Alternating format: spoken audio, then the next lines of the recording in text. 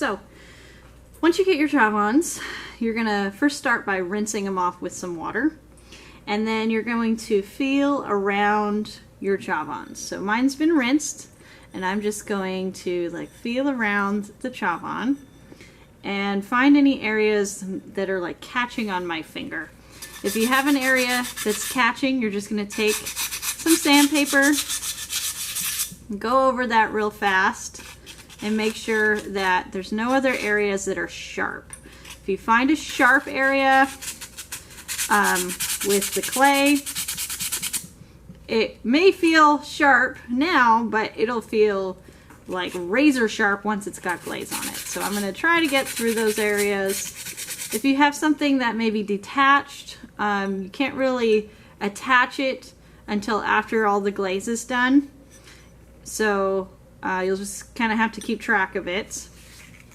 But once I've gotten all of that sanded and I'm happy with not having any areas that are sharp, seems like everything is nice and smooth, I'm going to go ahead and rinse it one more time.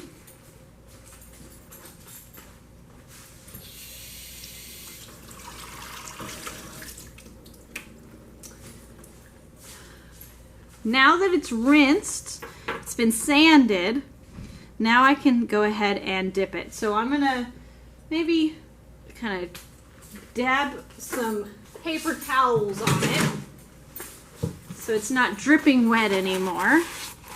But you don't have to really dry it. It's just like a quick kind of absorb any puddles. And then I'm gonna come over to the glaze. Now the glaze needs to have been stirred, so I will most likely come through, make sure it's stirred first, and then once it's stirred,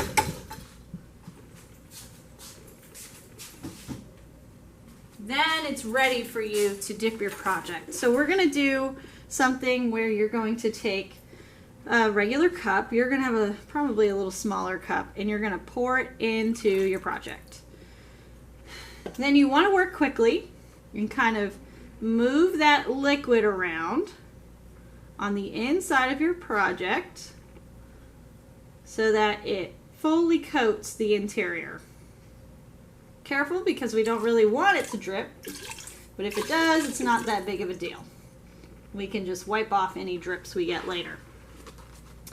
Then, once we have the inside coated with glaze, then we're going to do the outside. So this is going to be very easy. You're going to hold on to your foot. If yours lost its foot, or maybe you're not getting a good grip, you can grab a little bit below the foot. You just don't want to drop it, right?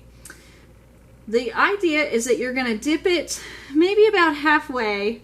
You're going to pull it out and you're going to shake it, right? You don't want to tilt it, you want it to go straight down. So I'm going to go straight down into the bucket